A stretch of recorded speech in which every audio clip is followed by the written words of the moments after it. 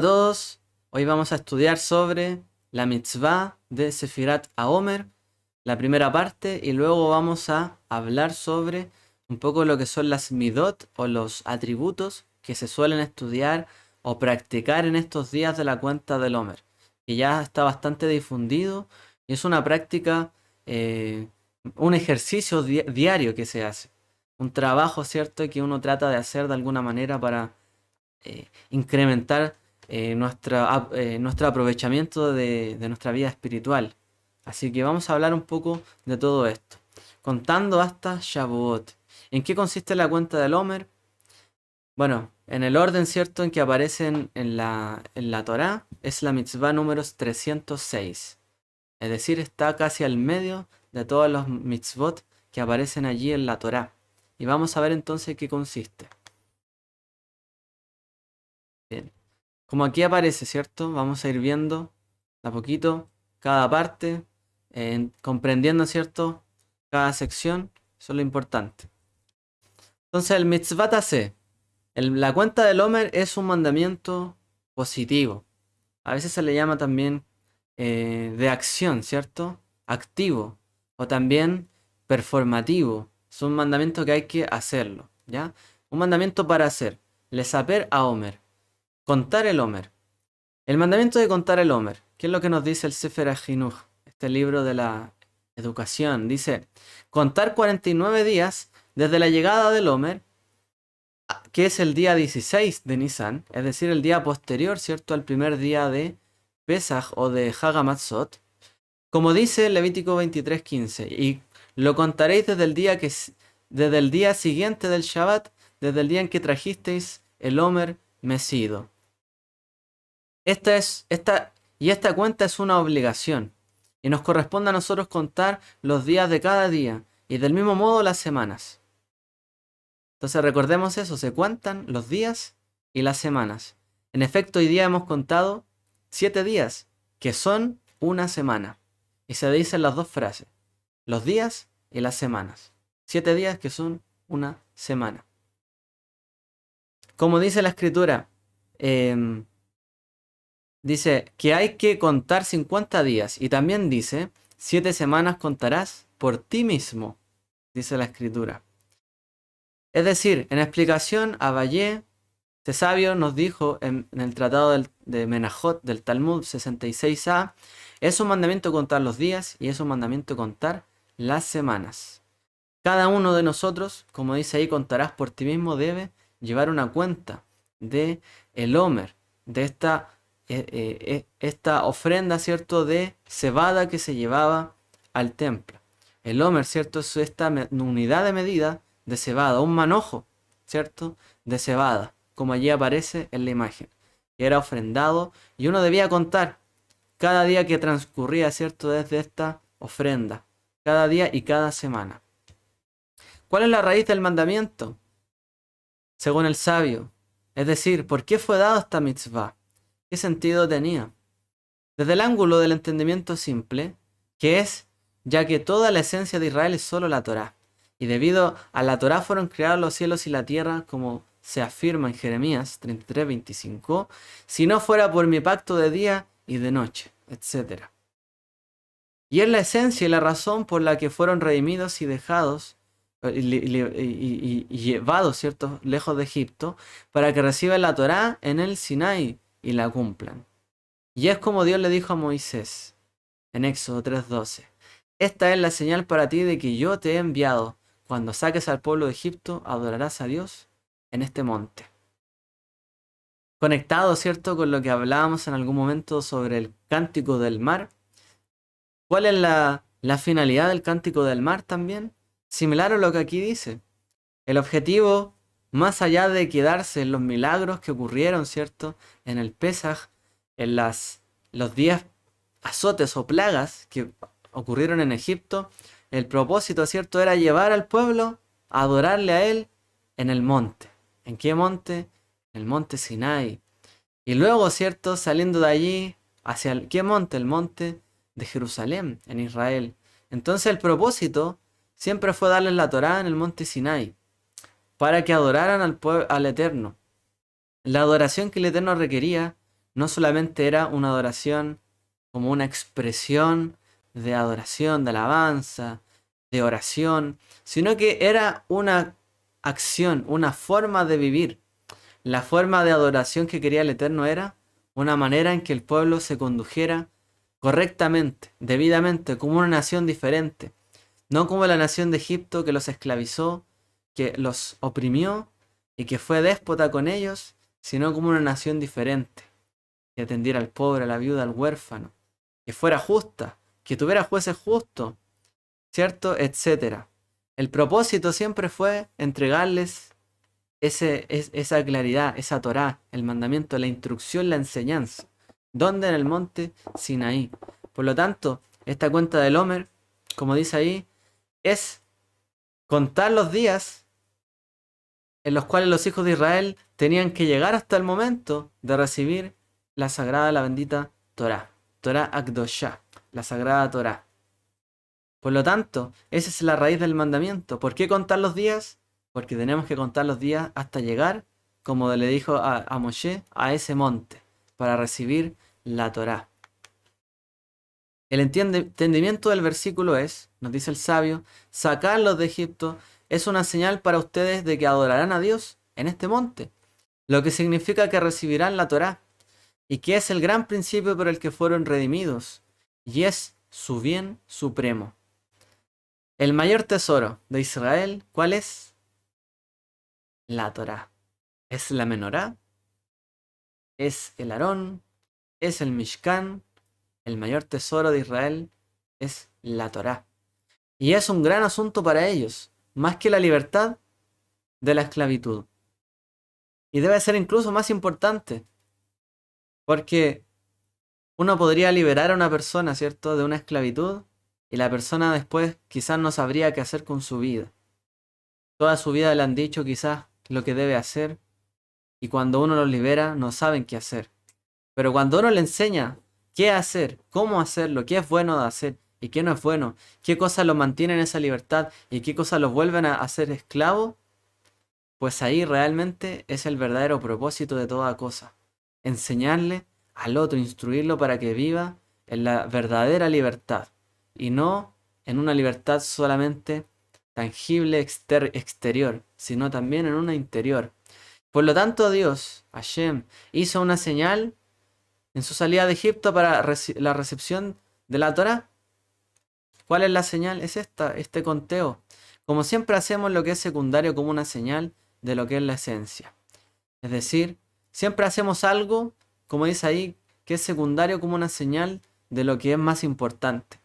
Cuando uno tiene una actitud, por ejemplo, coloca, por ejemplo, un despertador, el propósito no es apagar el despertador. El propósito no es colocar el despertador cada día, colocarle la hora y ajustarlo. O que suene cada día. El propósito no es ese del despertador. Sino que podamos levantarnos a la hora y llegar, ¿cierto?, a hacer todas nuestras actividades diarias a donde sea que vayamos. Entonces, la señal o la marca, como el despertador, como el Homer, termina siendo, ¿cierto?, algo secundario porque a lo que apunta siempre es a la esencia, al objetivo. ¿Hacia dónde estamos apuntando? La esencia. Y la esencia, ¿cierto?, es no solo salir de Egipto. El gran milagro no es solo salir de Egipto. No es solamente ser salvo, ¿cierto?, por el Mesías. Podríamos compararlo también. Sino que recibir la instrucción de Dios. Vivir conforme a su voluntad. Conforme a su justicia. Esa es la esencia de por qué fuimos salvados. Y eso es lo que nos recuerda la cuenta del Homer. Debido a esto, que es la esencia de Israel, y debido a ello, fueron redimidos y subieron a toda la grandeza a la que se elevaron. Es decir, pudieron ascender todos los niveles espirituales hasta llegar hasta el monte Sinai. Se purificaron. Cada caminata que dieron, cada día que transcurrió, ellos se elevaron y se acercaron cada vez más a Dios, como el símbolo de una montaña que uno va elevándose. Así también lo hicieron ellos.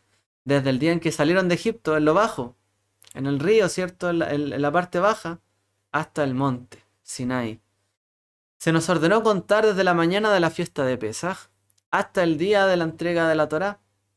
Mostrar sobre nosotros mismos el gran deseo que tenemos por el día honrado, que nuestros corazones anhelan, como un esclavo busca sombra y siempre cuenta cuando llegará el anhelado tiempo de que salga a la libertad. Es decir, la cuenta del Homer debe ser considerada como una persona que, estando, ¿cierto?, en una esclavitud, cuenta los días para alcanzar la libertad. Es decir, aun cuando el pueblo de Israel fue sacado, ¿cierto?, de la esclavitud física, debe contar y debe anhelar todavía la verdadera libertad. Como dijera Yeshua, ¿no? Conoceréis la verdad y la verdad os hará libres. La verdad os libertará.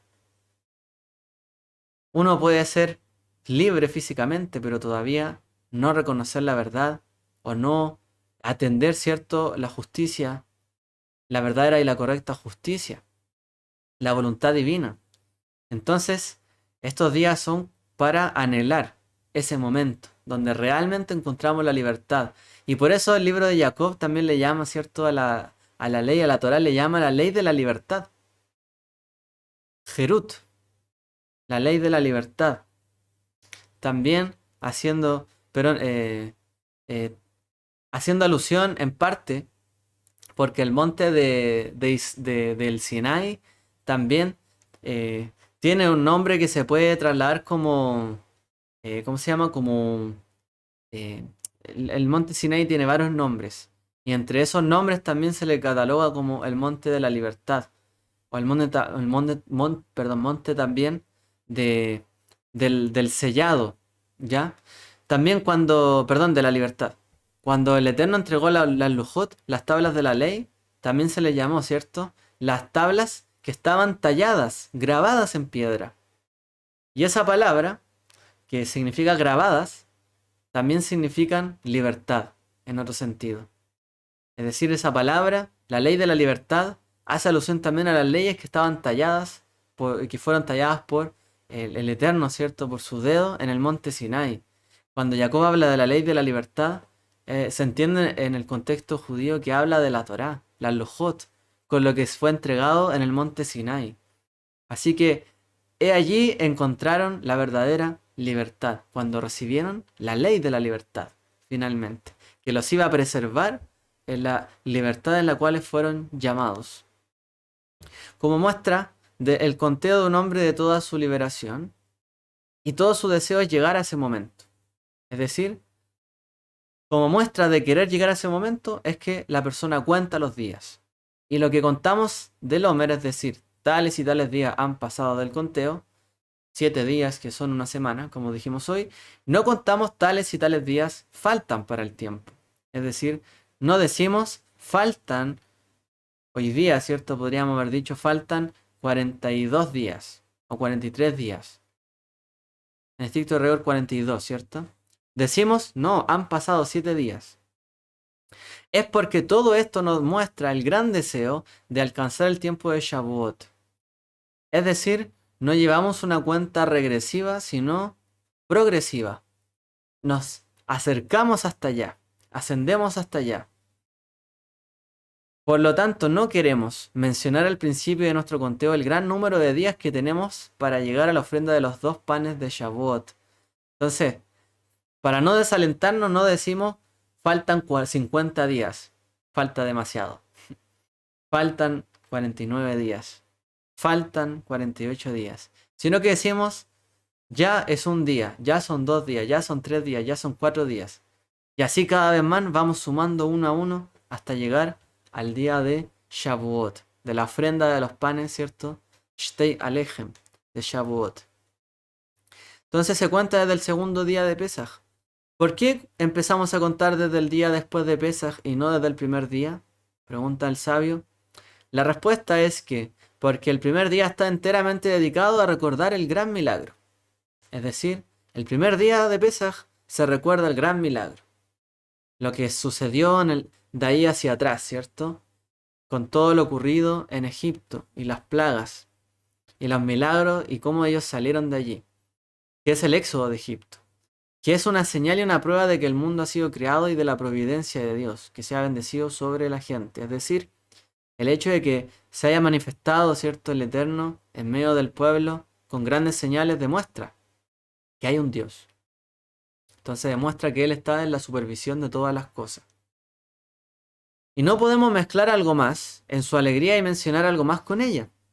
Y como tal, la cuenta comienza inmediatamente a partir del segundo día. Entonces dice el sabio, ¿por qué no contamos del primer día?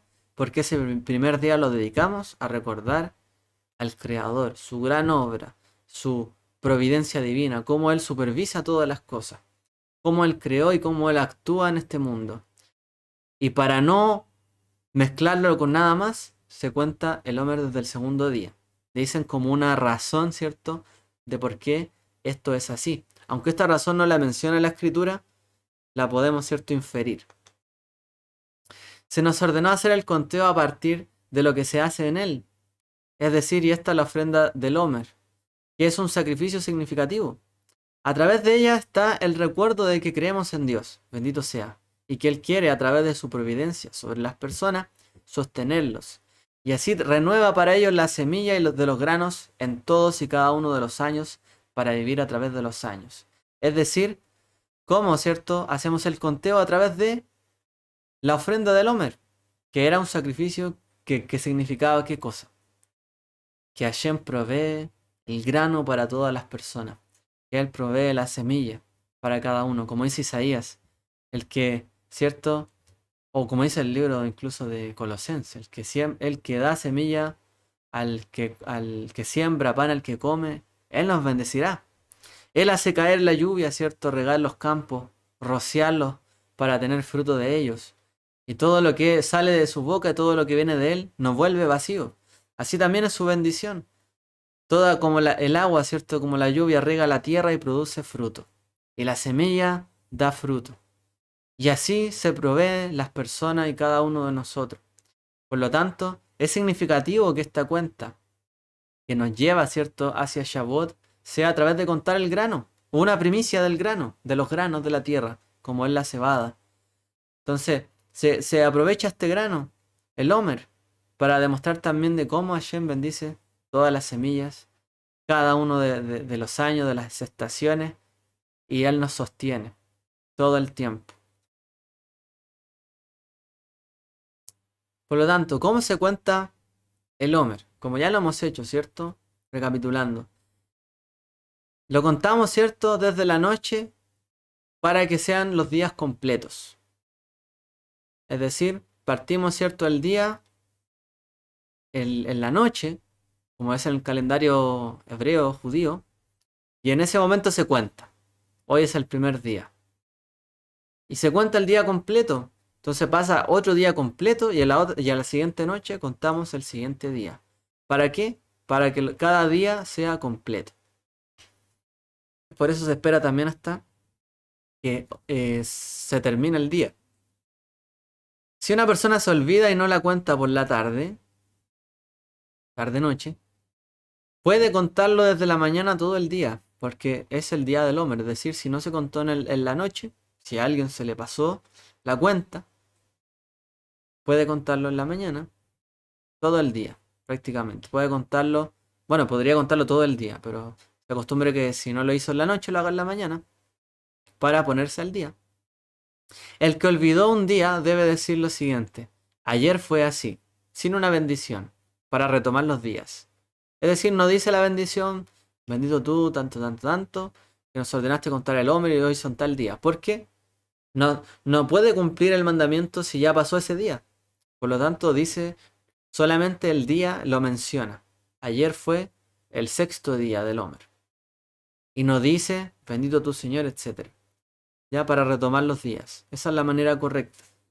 Luego se recita la bendición, quien nos ha santificado, como lo solemos hacer, ¿cierto?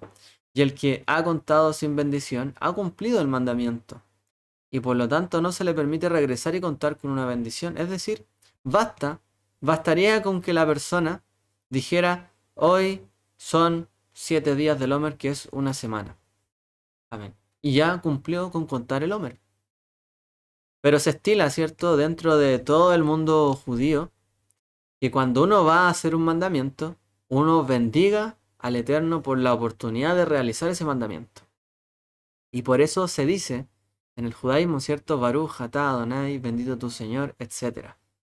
porque tenemos la oportunidad de cumplir un mandamiento, por lo tanto se bendice su nombre, porque tenemos esa oportunidad. Y también para colocarnos, ¿cierto?, en el contexto adecuado. Aquí estoy preparado y listo. ¿Recuerdan ahí cómo se dice la bendición? Para la cuenta del Homer.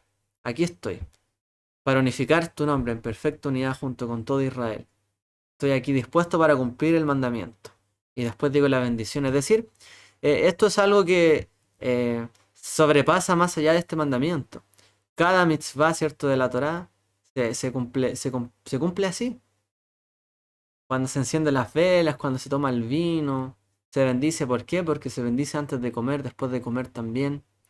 Baruch atah, también se dicen las bendiciones, etcétera.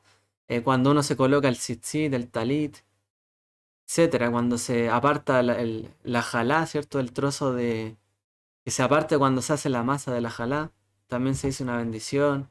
Cuando se hace un mikveh, una inmersión y tantas cosas, pues hermano. Siempre se dice una bendición cuando se va a cumplir un mandamiento o una declaración. Y el Homer no es una excepción. Pero en estricto rigor, si una persona se le pasó decir bendito tu Señor, solamente dijo hoy día son 7 días del Homer, que es una semana, ya cumplió, lo contó. Y no debe, como dicen los sabios, volver a cumplir esa mitzvah porque ya la hizo. Entonces, si no dijo la bendición, no la dijo. Y sigue adelante. Entonces, esto nos dicen los sabios como una manera práctica también de hacer el Homer. Agregar también, como les mencioné ayer, que bueno, el Homer el día viernes se suele hacer antes de Kabbalah Shabbat, o por lo menos del Shabbat que entra, la cuenta del Homer. Y el día sábado al final del día se suele hacer después, de Abdalá. Es decir, se hace antes y después, la cuenta del Homer. Esa es la costumbre. ¿Cuál es el alcance de la mitzvah? Hasta al día de hoy. Este mandamiento de contar el Homer es practicado desde la escritura de la Torá en todos los lugares por los varones en el momento del templo, de tal manera que el Homer esté allí. Y rabínicamente en todos los lugares, incluso cuando el Homer no se ofrece. Y el que lo transgrede y no cuenta estos días ha violado un mandamiento positivo. Entonces, como dice acá, este lugar es practicado por todas las personas. Pero quien está obligado a hacer esta mitzvah es, en estricto rigor, el varón. Porque es una mitzvah que depende del tiempo, de la cuenta de un momento específico. Por eso está obligado el varón judío, ¿cierto? El que se comprometió con la Torá. Pero también lo puede hacer cualquier persona, una mujer también lo puede hacer. Todos lo pueden hacer, por supuesto, pueden participar. Pero en estricto rigor el varón estaría obligado, ¿cierto? Por la mitzvah, amarrado. ¿Y cuándo se hace? En el momento del templo, como dice allí. En el momento que se hacía en el templo, se hace, ¿cierto? En esa hora como lo hacemos, en la tarde. Y luego dice, y rabínicamente, es decir, posteriormente la interpretación de los sabios es que haya o no gavilla, dice la escritura, contarás para ti. Es decir, aunque no ofrezcas esta ofrenda de gavilla, aunque no haya altar, aunque no haya templo y no se pueda ofrendar, dice contarás para ti.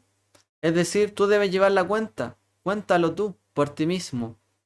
Por lo tanto, cada persona lo cuenta de todas maneras, teniendo, ¿cierto? Haya templo o no, haya templo. En todos lugares, como dice allí. Incluso cuando el Homer no está activo, como cuando no hay un templo.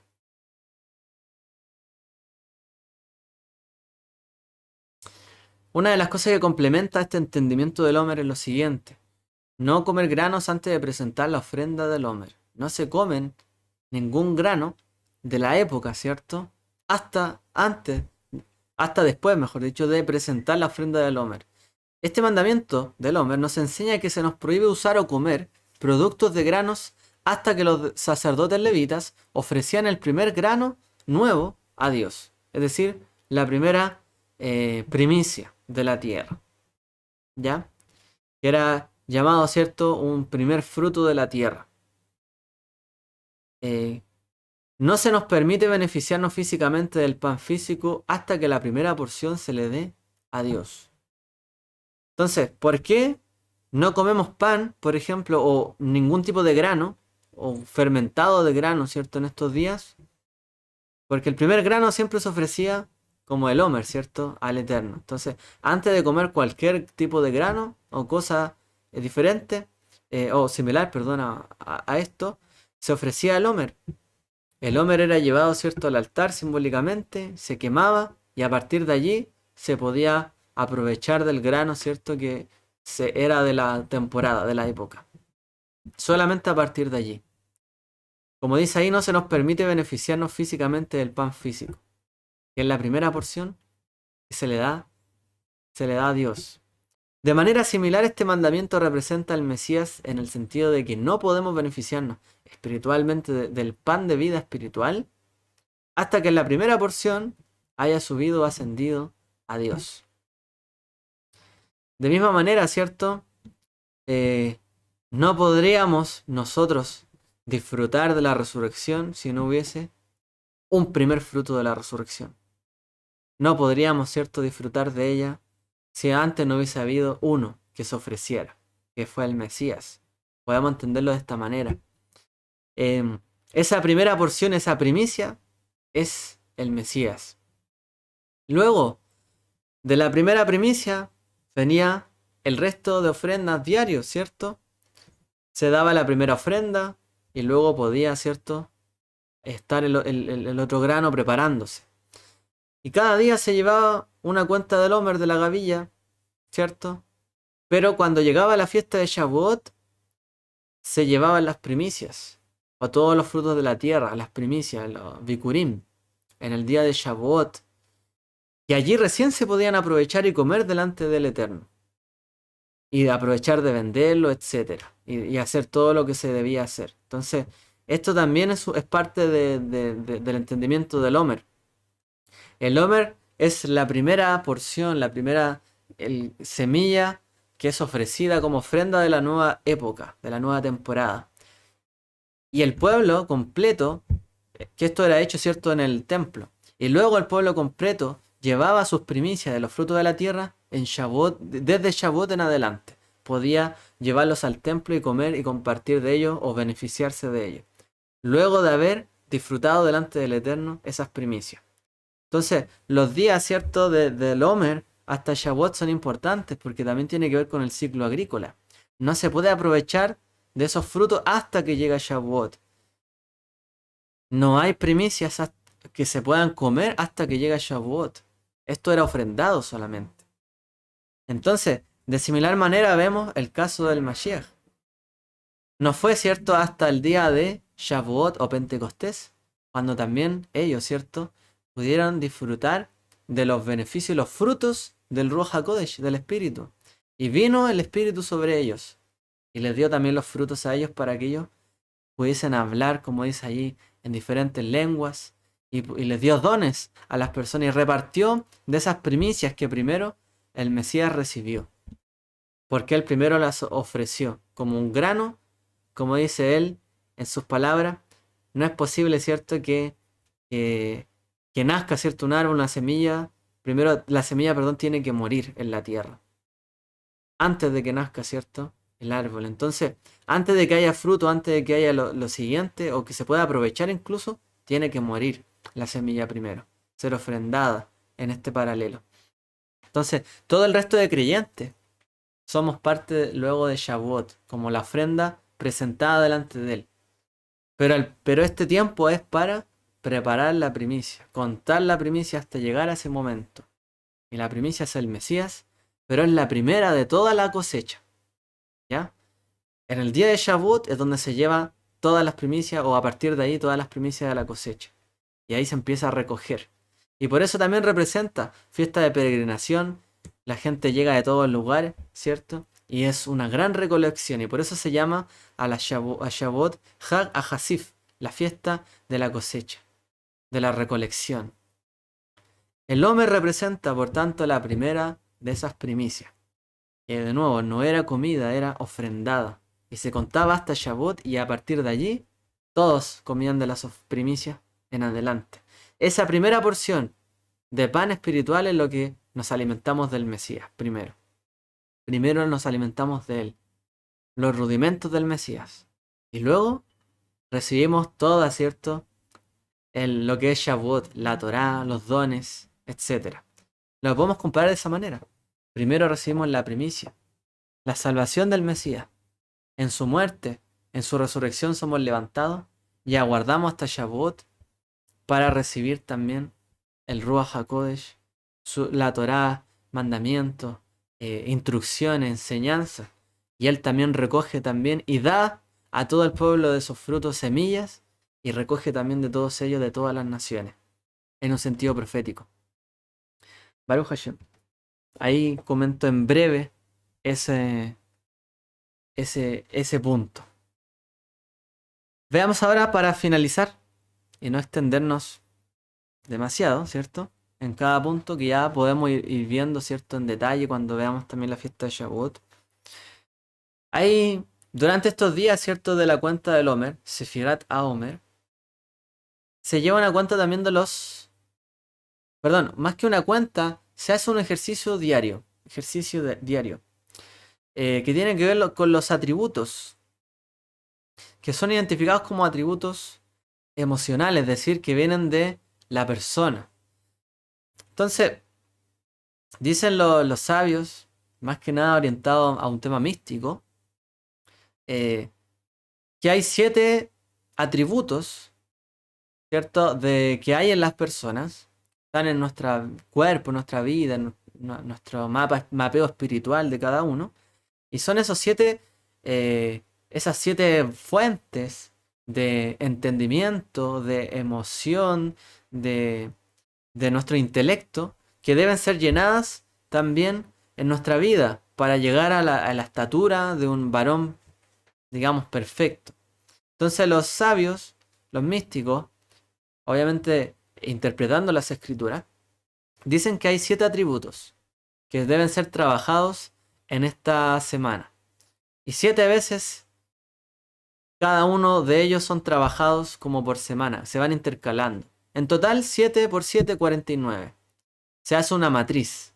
Cada uno de estos atributos funciona en pareja con el otro, ¿cierto? Hasta llegar al número de 49. 7 elevado, ¿cierto? Al cuadrado. Y de esa manera, ¿cierto? En esa matriz, cada día es un ejercicio que se hace. Pero bueno, vamos a mostrar a continuación todo esto. Como dice allí, el periodo de 49 días de la Sefirá es contado en días y semanas. Como mencionamos, cada semana está representada por un atributo específico, según este conteo, ¿cierto? Místico. Entonces cada semana contiene un atributo, una midá, ¿ya? Que sería uno en específico, como los que están aquí a la izquierda, ¿cierto? De la presentación. Y ya los vamos a mencionar. Y cada día dentro de esta semana está representado también por un aspecto de dicho atributo. Es decir, cada atributo tiene una semana. Y cada día de la semana hay un aspecto de ese atributo que es manifestado. Es decir, cada atributo se divide en 7. Y un perfil, una parte de ese atributo es manifestado cada día. Dado que el funcionamiento completo de cada emoción es multidimensional, incluye dentro de sí una combinación de todos los 7 atributos. Es decir, dicen los sabios, como no existe solo justicia, ni solo misericordia, ni solo amor, ni solo bondad, sino que realmente nuestra vida son una mezcla de todos estos atributos, estas emociones que están en nuestra alma. Realmente podemos nosotros verlos que trabajan juntos, ¿ya? Entonces, ¿cuáles son los 7 atributos que se suelen estudiar en esta semana? Gesed. ¿Qué es Gesed? Es el amor, la benevolencia. La palabra Gesed es quizás la palabra más cercana al amor que hoy día nosotros conocemos dentro del texto de la Torá. La palabra Gesed es lo más cercano. A compadecerse, a acercarse a alguien, a tener amor, compasión, tiene que ver con Gesed, benevolencia. Luego otro atributo es la Geburá, que significa fortaleza en estricto rigor, pero representa la justicia del alma. sea, es cuando nuestra alma se inclina hacia la justicia, a lo disciplinado, como lo más estricto, la restricción. Yo no hago esto porque no está bien, los límites, ¿cierto? El temor, no me acerco a esto por tal cosa. El Gesed, por el otro lado, tiene que ver con algo que se entrega, que se da, ¿cierto? El amor, la compasión que va hacia los demás. Cómo nuestra alma se inclina hacia ayudar a otros, hacia fortalecer a las otras personas. Y la Geburá es cómo aplicamos justicia. Esto está bien, esto está mal, esto es correcto. La disciplina, esto estoy restringido. Yo le digo a otro que está restringido de esto. La Tiferet, otro atributo, otra midá, que representa Tiferet, literalmente la belleza, la armonía, el esplendor y también la compasión. Es decir, tiene que ver con una armonía, un equilibrio, una belleza. Cuando nuestras acciones del alma, ¿cierto? Cuando las cosas que nosotros manifestamos en nuestra vida tienen armonía. ¿En qué sentido? Son, podríamos decir, son consonantes lo que somos, lo que creemos con lo que manifestamos realmente. Como dice, bueno, realmente para meditarlo un poco mejor, cuando yo pienso una cosa en específico, yo lo manifiesto hacia el mundo, estoy en una armonía, ¿cierto? Porque realmente yo pienso eso, actúo conforme a lo que he aprendido, yo sé y conozco. Soy consonante con lo que creo, pienso, digo y hago. Y cuando esto lo hago bien, es algo armonioso. Se ve la belleza, la armonía. ¿Ya? A eso se refiere también esta Tiferet, esa manifestación. Y que se expresa, como dice, también en una manera de compasión. Lo que yo siento, lo que está en mí, pues también lo reflejo hacia al exterior. Y si yo veo como la regla de oro que a mí me duele algo, también me compadezco del otro y así. Es una manera, podríamos decir, hermosa de actuar. Una manera armoniosa. Otro atributo que ven, ¿cierto?, los sabios en cuanto al alma, la emoción, es Netzach. Netzach es la persistencia, la fortaleza o la ambición. Netzach. También de la palabra Netzach se desprende la palabra victoria, Netzachón. De la palabra Netzach, ¿cierto? ¿Qué podemos ver realmente? El deseo, ¿cierto?, de persistir hasta conseguir algo en particular. La fortaleza que tenemos interiormente para trabajar por ello. Que aunque empecemos muy lejos, o sea, muy poco lo que tenemos, ¿cierto?, la confianza y la persistencia de llegar hasta el final. La ambición de conseguir o lograr aquello por lo que nos esforzamos. Entonces, Netzach, el deseo, ¿cierto?, de triunfar, de tener la victoria, es como la cuenta del Homer. Aunque yo parta en el día 1, llegaré al día 50. Ese deseo de llegar, ¿cierto?, hasta ese momento. Todo ello es lo importante. Por otro lado, tenemos el Hod. Hod, que es humildad, representado como la parte de la humildad del alma, también el esplendor. Hod. Hod significa eso, como esplendor literalmente. Entonces se refiere, ¿cierto?, a una parte del alma, ¿cierto?, que podríamos decir que no necesita nada más. Es simplemente ella, es lo que es. No requiere nada más. Netzach era la parte, podríamos decir, que ambiciona algo, lograr algo. El Hod es estar contento con lo que uno tiene, ser humilde.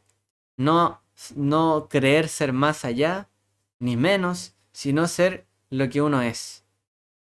Es decir, como uno le suele decir a la gente, está en todo su esplendor. Es lo que es esa persona. Ahora sí está como brillando.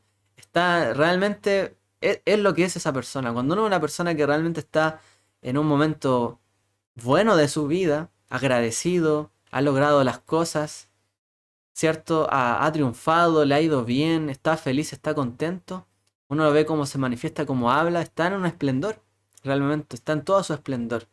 Ya no está en un tono de ambición, ya ha logrado cosas, ya no está como luchando por, sino que ya llegó un momento donde está tranquilo y empieza su alma, ¿cierto?, en esa humildad a entregar lo que tiene. Ese podríamos ver es como el momento donde una persona realmente es capaz también de entregarle al mundo, ¿cierto? Lo que es, lo que ha aprendido. Y ya no ambiciona mucho más, sino que se dedica a entregar también. Yesod. ¿Qué significa Yesod? El fundamento, la cohesión. Es una parte, ¿cierto? De una parte del alma emotiva que realmente manifiesta, ¿cierto? Lo que son las bases de la persona, el todo coherente de la persona, el todo cohesionado de un alma. Cuando nosotros nos manifestamos en este mundo, ¿cierto?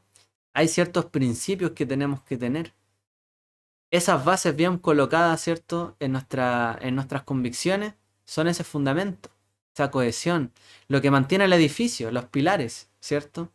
Todas las demás ramificaciones y fortalezas son sostenidas por el fundamento, el, el Yesod. El Malhut significa literalmente un reinado, ¿cierto? Un reino. Representa la nobleza, la soberanía, el liderazgo. La capacidad del alma, ¿cierto? De llevar hacia otro, ¿cierto? Al objetivo que él tiene o esa alma tiene en mente. Cómo impactar, ¿cierto? La vida de otros, cómo liderar a otros, cómo ser un líder como lo es los nobles que representan, ¿cierto? O el rey que representa a sus súbditos. Cómo liderar al resto para que los demás lo sigan, ¿cierto? Y también lograr ese objetivo. No solamente hablamos de algo exterior como otras personas, liderar a otros, sino liderar el resto de los atributos del alma. Cómo llevar, ¿cierto? El resto de los atributos, cómo llevarlas en un orden, cómo liderar que cada parte esté bien colocada, en su lugar, ¿cierto? Indicado, en el momento adecuado se manifieste. Es como las piezas, ¿cierto? De una diferente empresa o quizás de una diferente maquinaria. Tiene que funcionar en el momento adecuado. Eso representa la soberanía, la belleza, el liderazgo, el malhut, la capacidad de llevar el resto de los atributos también en un reino, en la unidad, ¿cierto? Que somos nosotros como personas. Bueno, aquí he explicado, ¿cierto? Un poco lo que son los atributos que los sabios explican que se estudian durante estos días para que también lo veamos en nuestra vida, los meditemos. Y bueno, veamos entonces cómo son estos. Cada semana dijimos que tenía un atributo. Entonces la primera semana que acaba de pasar, en efecto, que bueno, hoy día es el último día, hasta que se haga completo, ¿cierto? De esta semana, por ejemplo, el Gesed, el primero de ellos. A ver, un segundito, creo que puedo. Aquí, ahí. El Gesed.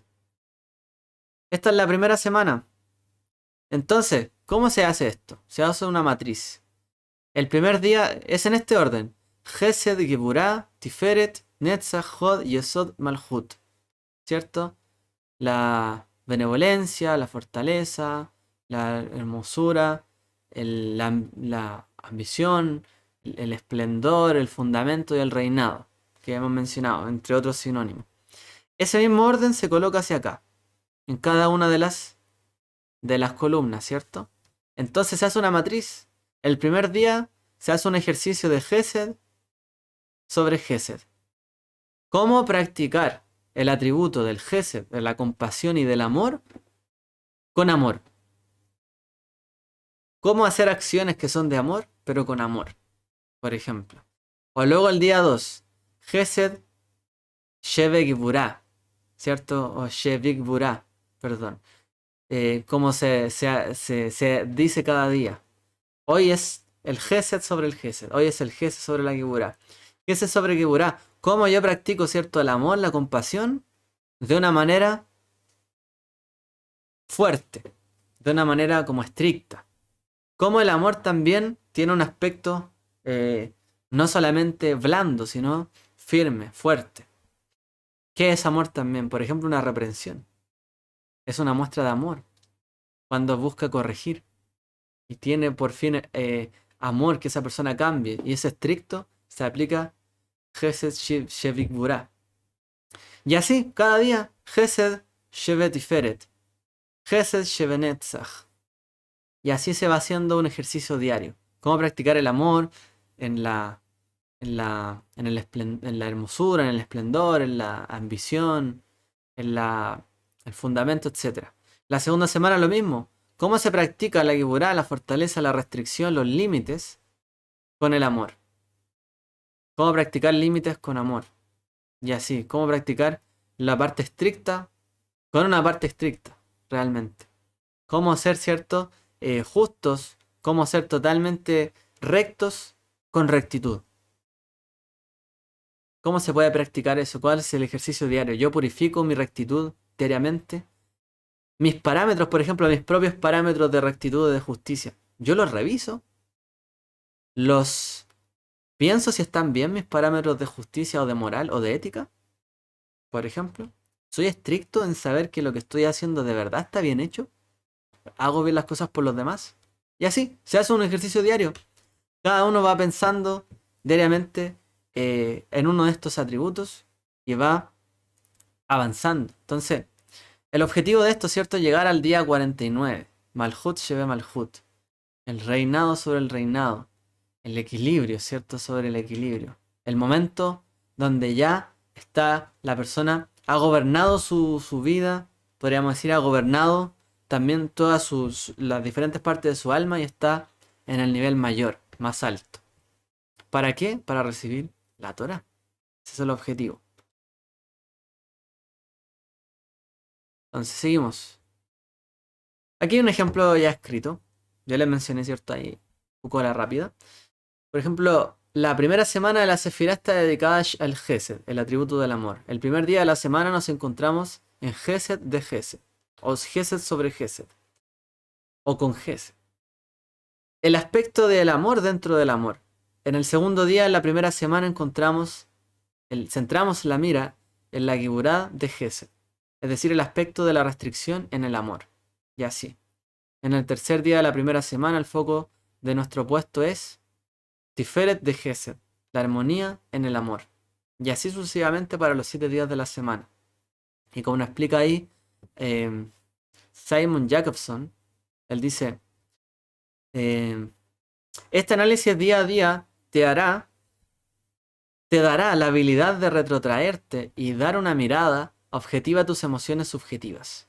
El observar sus puntos fuertes y débiles te posibilitará a su vez dedicarte al desarrollo y perfeccionamiento de estos sentimientos a medida de que creces hacia una madurez emocional y espiritual. Entonces, se dice dentro de del pensamiento, ¿cierto?, judío, que bueno, ahí estamos en el día donde vamos hoy, ¿cierto? Y ahí vamos, bueno, ahí vamos a hacer la cuenta del Homer, pero ya la hicimos. Vamos a llegar, ¿cierto?, al día de Shavuot. Pero, ¿qué es lo que enseñan los sabios? Que Israel había caído en el nivel más profundo de todas las impurezas. Entonces Israel estaba sumergido en Egipto, había descendido de Egipto, y cada año que pasó y cada momento que pasó allí, cada vez descendió más su vida espiritual. Su alma se estaban hundiendo también. Entonces su alma estaban muy debilitadas, estaban impuras y necesitaban purificarse. Por lo tanto, desde la salida desde la cena de Pesaj hasta, ¿cierto?, Shavuot, que se cuentan, ¿cierto?, esos 50 días, desde todo ese tiempo el pueblo se fue purificando, cada día. Entonces se dice que cada día el pueblo se purificó y se fue librando de esas impurezas. Cada uno de esos días hasta llegar a Shavuot, en un estado espiritual donde dice la misma Torá, dile al pueblo, le dice Moshe, que el pueblo se purifique. Dile al pueblo que lave sus vestiduras. Dile al pueblo que se presente ante mí puro. En el objetivo de llegar a un Shavuot con pureza de corazón, los sabios también han hecho este ejercicio, ¿cierto?, sobre la cuenta del Homer. Entonces quizás no es parte del mandamiento, es un muy buen ejercicio. Por ahí también se ha estado compartiendo, ¿cierto?, en las redes, o hay quien también sigue o ve la cuenta, ¿cierto?, en algunas páginas y se da cuenta de todo esto. Es un buen ejercicio. El punto es que lleguemos, ¿cierto?, hasta el día de Shavuot con un nivel espiritual mayor, habiendo reflexionado y estar sobre todo listos, equilibrados, como en el Malhut, para recibir el reino sobre nosotros. ¿Y qué es recibir el yugo del reino sobre nosotros? Es recibir su voluntad, su soberanía completa. ¿Y qué es el yugo del reino? Es eso, someternos a él. Pero también hay otro yugo que enseñan los sabios, que es el yugo de la Torá. Y para recibir el yugo de la Torá, primeramente tenemos que haber recibido el yugo del reino. Y es decir, haber reconocido que Él es el Eterno, que Él es Dios, que Él reina sobre todas las cosas, que Él es soberano sobre todas las cosas y sobre mi vida también. Y luego de eso, soy capaz de recibir el yugo de la Torá. Él entonces me dice que debo hacer esto y yo voy a actuar en consonancia con sus preceptos y sus mandamientos. Y para eso debo librarme también de impurezas espirituales, emotivas, del alma, para alcanzar la cima, llegar al monte Sinai y recibir la Torá.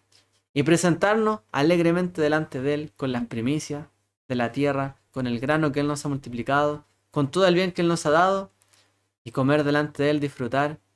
Entonces no solamente recibir de Él y ponernos estrictos con la Torá, en ese día también se disfrutaba. El pueblo iba con alabanzas, con cántico, con las frutos de las cosechas, las primicias, los bikurim.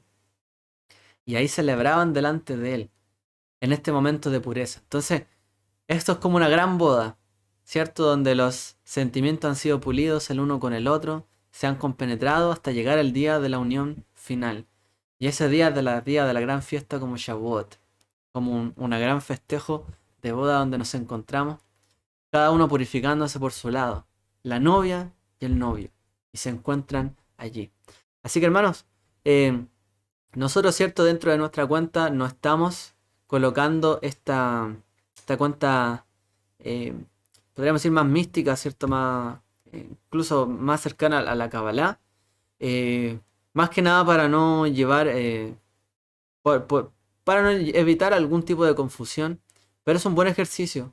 Si les sirve, ¿cierto? Si estar ahí mirando, haciendo ese ejercicio, podemos hacerlo diariamente. Ninguna dificultad. Siempre enfocándolo, ¿cierto? En el foco y en la finalidad, en el objetivo de la cuenta del Homer, que es llegar hasta ese día de Shavuot. Sí, queridos, vamos a seguir estudiando Midot esta semana, ¿cierto? Hablando también de estos atributos para purificar también nuestra vida, para entender cómo servir a Dios con pureza, refinando nuestras acciones, etcétera, en las semanas que vienen. Que el Eterno les bendiga a todos y espero que haya sido de edificación, de bendición este estudio.